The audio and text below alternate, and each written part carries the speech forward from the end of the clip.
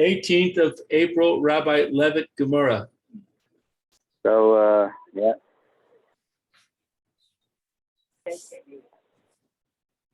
Okay. So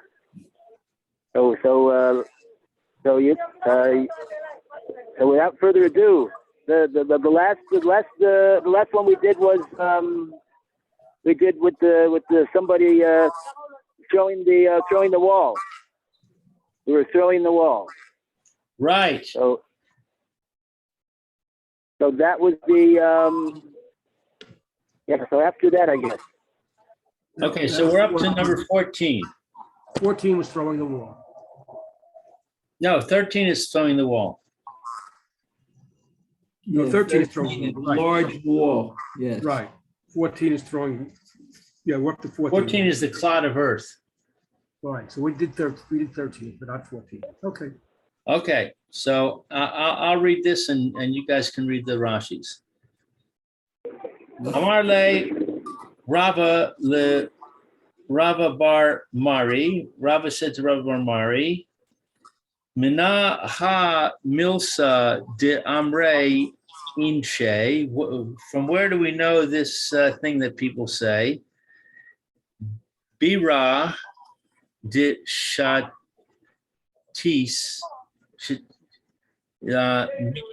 minai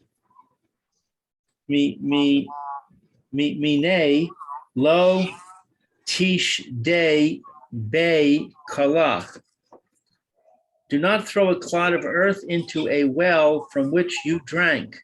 No, it's written, the words are written in the opposite order. Here is the well. Tishtei mine, that you drank from it. Lo tishteba, you shouldn't throw from it. Kala, and that's your clod. Right. Right. Very good. Okay. The Rashi says, Lo tishtebe kala, that you shouldn't throw that clod. And unfortunately, here we have a language, mota, balad. So I don't know Old French to know what Rashi's talking about. Kolomar, to say, devar hanitz tarech lacha achad, a thing that you need one time, shuv again, lo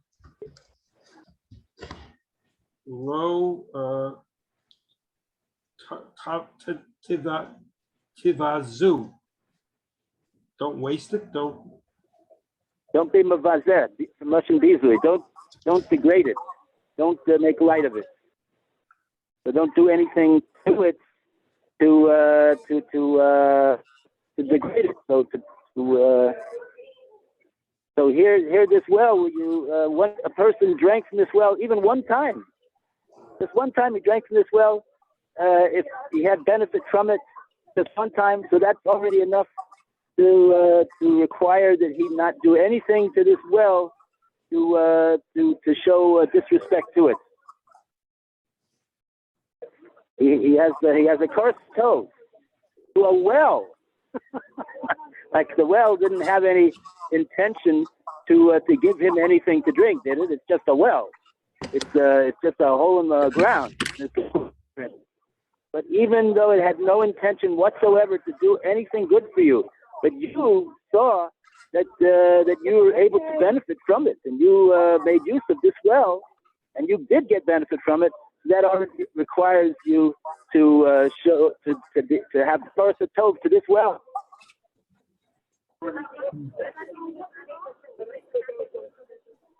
So that's what Rashi says. Val Tabazeu.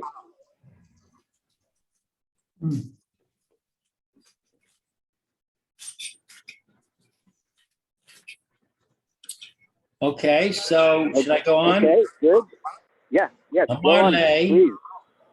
He said to him, that is, Rabba bar Mari said back to Rabba,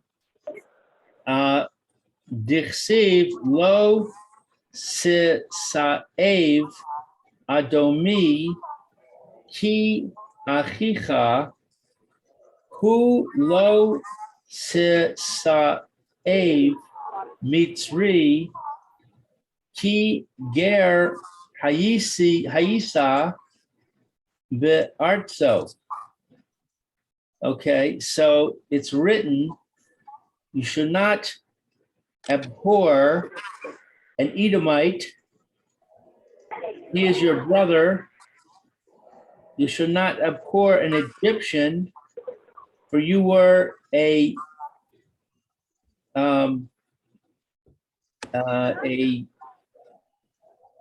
stranger, care. a ger. You were a stranger. You were a stranger in his land. Right.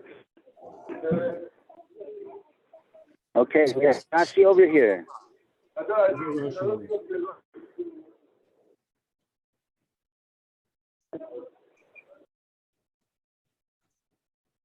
Is there a Rashi? I don't think there is a Rashi.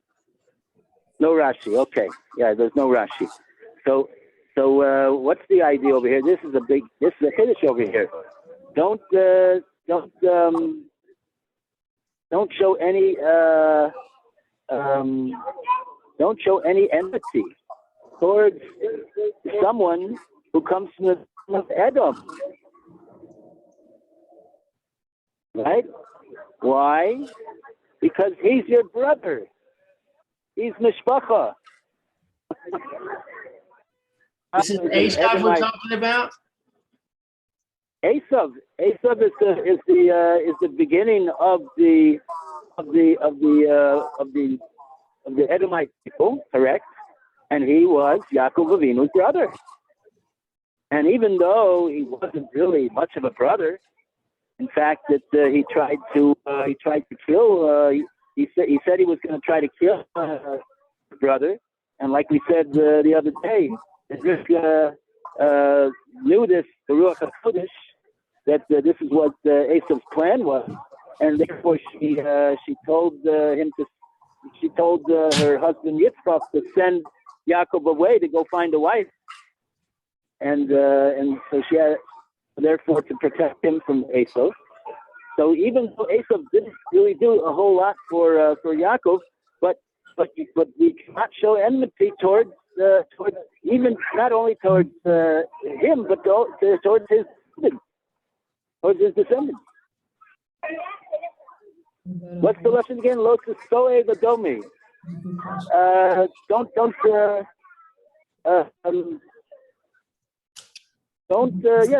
propose. Don't view them as being abominable, I guess. And the reason for that is what? What about Amalek? Is that the lesson? Wasn't he? Okay. Okay. So you're asking about Amalek also, but don't we have a mitzvah of Machias Amalek? We have a mitzvah to destroy Amalek. Okay. So I would say that this what we said over here would have to include only those parts of Edom which are not Amalekim. That's what I would understand. That's a good question, right? Because we do have a mitzvah of Machias Amalek. So to them, we're not required to show. We're on the contrary. We're required to show, at least in our hearts.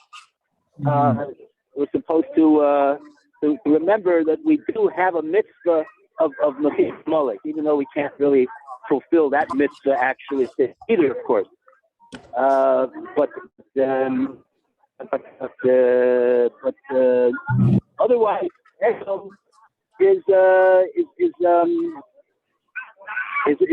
different category than Amalek.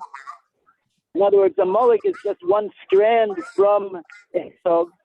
That there's Esav, but then there's Eliphaz. That was his son. That right. Esav sent his son Eliphaz to go to. He found out that Yaakov was in fight, and he sent his son Eliphaz to go kill Yaakov. And what happened when Eliphaz came to Yaakov?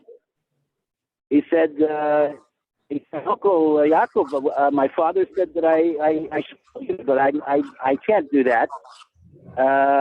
So Yaakov said, I'll give you an eitzah. Take all of my possessions, take all of my wealth, and an oni, kashiv k'meis. A poor person that has nothing, he's like me. So that'll be you'll be able to tell your father that you did in fact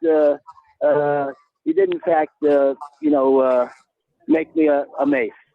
Because so Yaakov, when he came to Lavan, he had nothing. He had nothing with him. So there you have Esav. Then you have his son Eliphaz, and then Eliphaz, I believe his son was Amalek. If you look in the art scroll, it gives the genealogy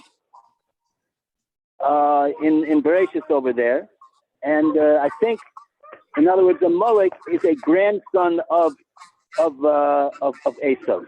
But of course, Esav had many sons and grand who are not from that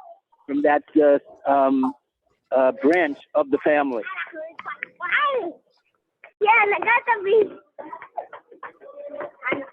So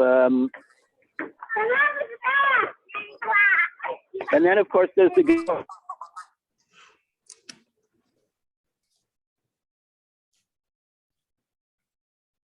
Lumdi Torah b'Bnei Brak. So this is quite striking. The grandsons of Haman, or great grandsons of Haman, they learned Torah in Bnei Brak. So all the commentators are concerned with the question of, one second, how is it that now we all know that Haman, he's the prime descendant of Amalek, and he in fact was the one who tried to destroy the entire Jewish people. But the Gemara says, and I believe it's in Gittin, that his grandsons, great grandsons, generations after him, Bnei Banav doesn't necessarily mean grandsons. Could be further.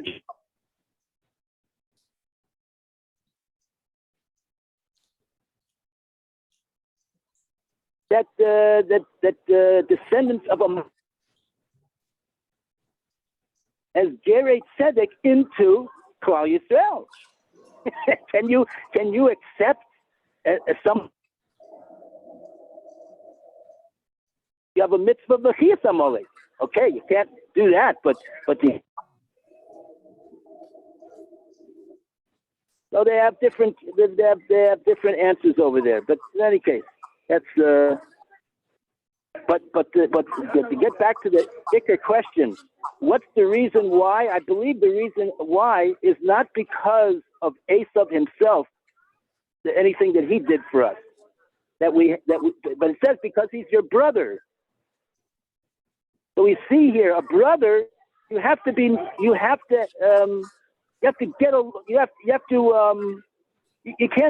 cannot have repulsion or enmity towards your brother, no matter who he is, no matter what he does. Why? Because he's your brother. What's it mean he's your brother? That means he's your father's son. Your father's son. That would be a lack of a lack of respect to your father to show enmity towards your father's son. You can't do that. I believe that's the idea. What's the art scroll say? Is it offer any explanations? Let's see.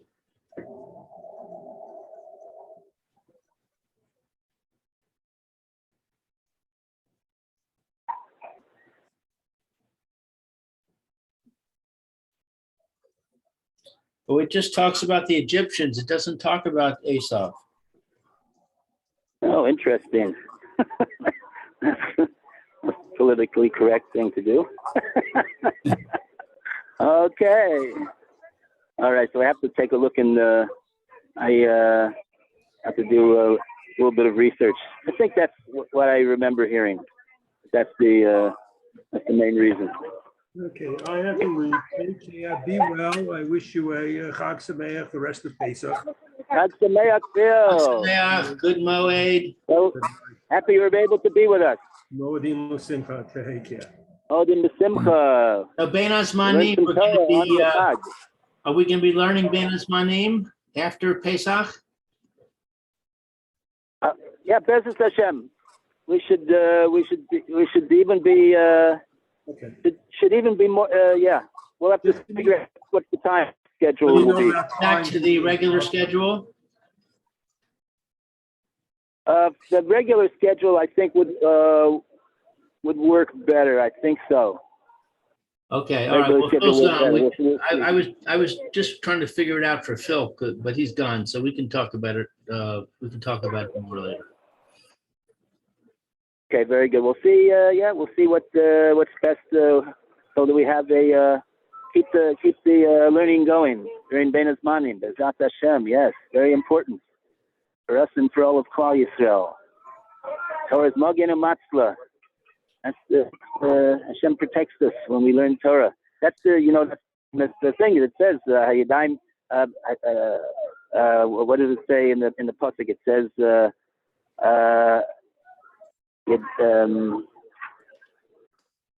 Yadayim Midei Esav, the hands of Esav. Akol Kol Yaakov. It says Akol Kol Yaakov. The voice is the voice of Yaakov.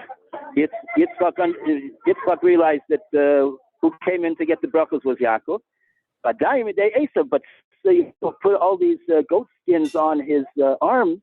He felt very hairy, so he was like Esav. It says Yadayim Midei Esav. So everybody thinks, oh yeah, that's the pshat. That's what Yitzchak meant when he said that, right? He couldn't figure it out. But the Medrash tells us that what does it mean, Kol Kol Yaakov Yadayim de Esav?